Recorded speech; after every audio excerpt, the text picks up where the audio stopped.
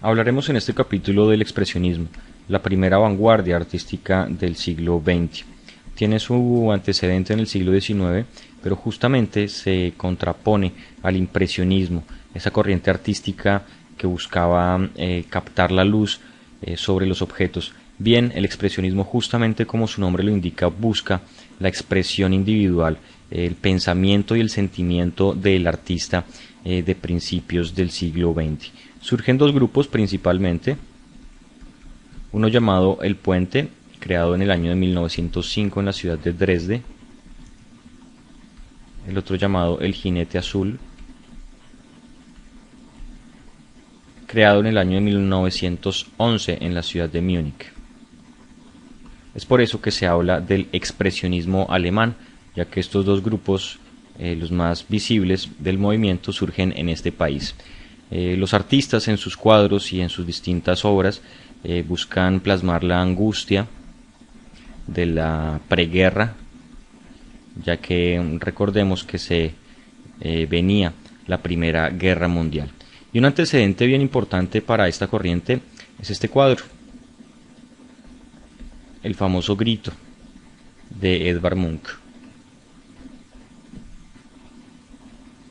Un cuadro pintado en el año de 1893, poco antes del inicio del siglo XX, en donde podemos ver cómo el tratamiento de la perspectiva, por ejemplo, de las formas humanas, de la pincelada y de las paletas, de la paleta cromática, es bien representativo de toda esta corriente que luego se va a dar en Alemania en el principios del siglo XX.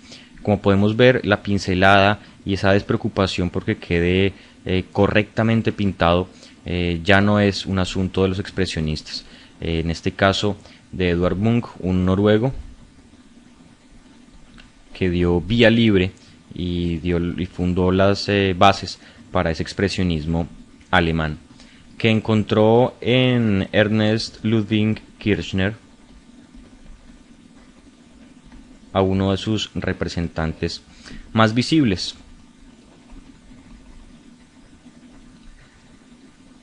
Con este cuadro Doris con cuello alto, Kirchner nos trae una clara muestra de esas influencias que tuvo el expresionismo del impresionismo, con las pinceladas fuertes y despreocupadas, pero también con el manejo de los colores primarios.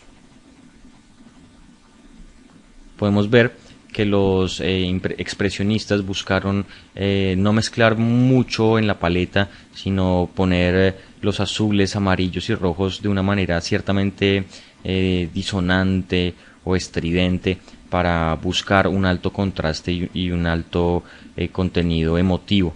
En este cuadro Kirchner nos trae una clara muestra de ese sentimiento expresionista. Este cuadro fue pintado en el año 1906. Erich Heckel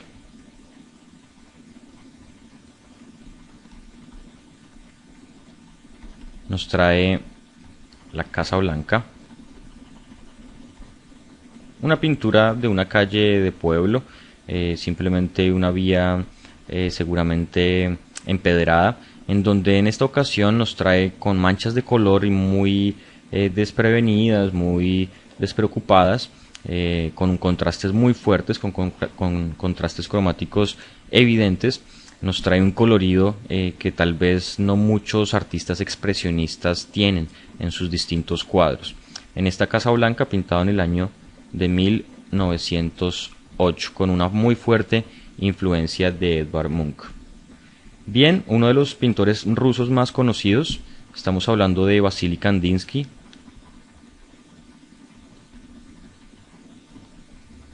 Kandinsky, fundador del grupo del Jinete Azul, nos trae este cuadro que introduce la abstracción.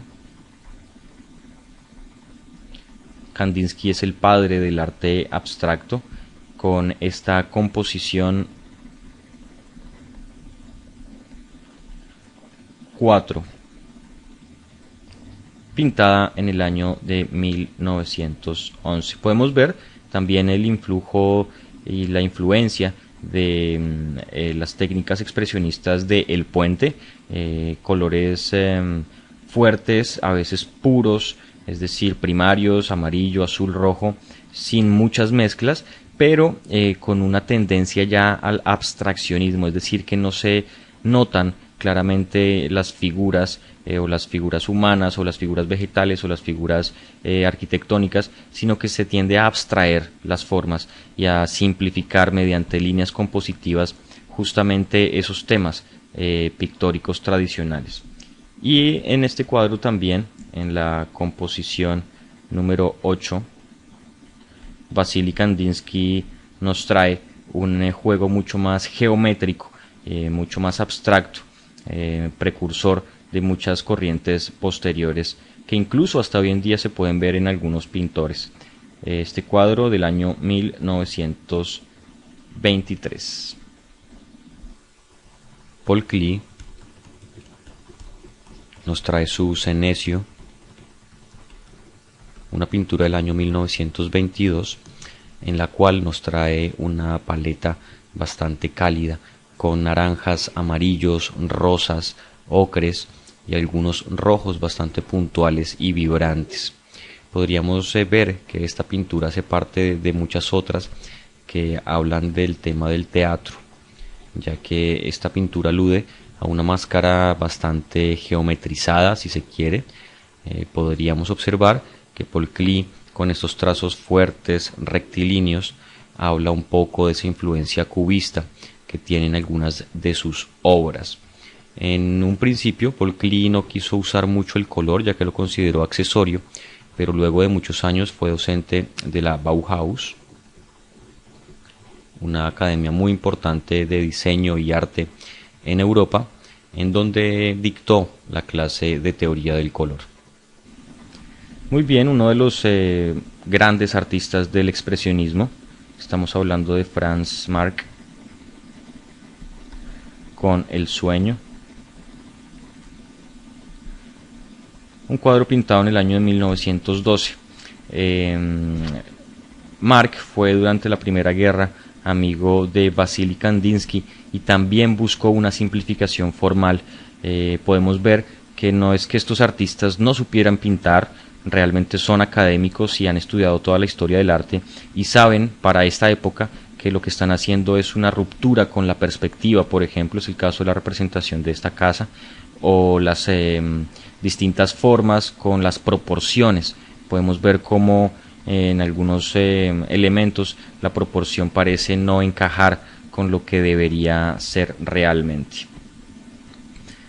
Este cuadro de Franz Marc también nos trae una sentencia bien interesante que va a ser un aporte importante para posteriores desarrollos artísticos. En este cuadro, El molino encantado,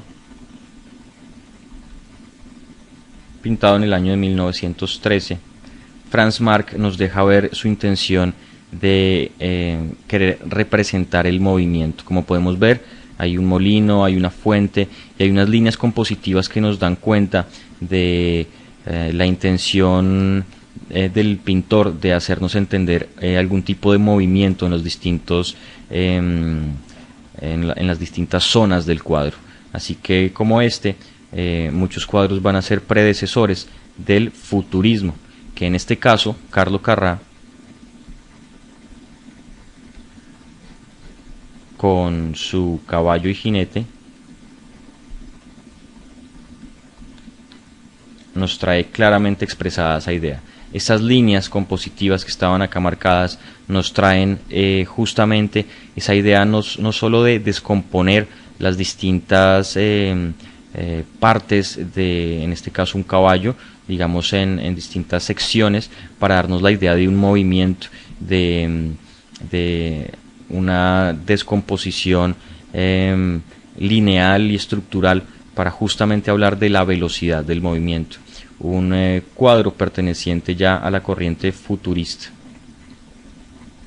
en donde Carlo Carrà es uno de los representantes más ilustres, realizando este cuadro en el año de 1913 y dando pie, por ejemplo, a la realización de obras cinematográficas como La Gran Metrópolis, una obra de Fritz Lang, aunque fue realizada en el año de 1927, habla justamente de esas intenciones futuristas y de ese ánimo modernista de los artistas de la primera parte del siglo XX, que buscaban en el movimiento, en la representación de lo mecánico y de la máquina, esa respuesta acerca de lo que sería el mundo en el futuro.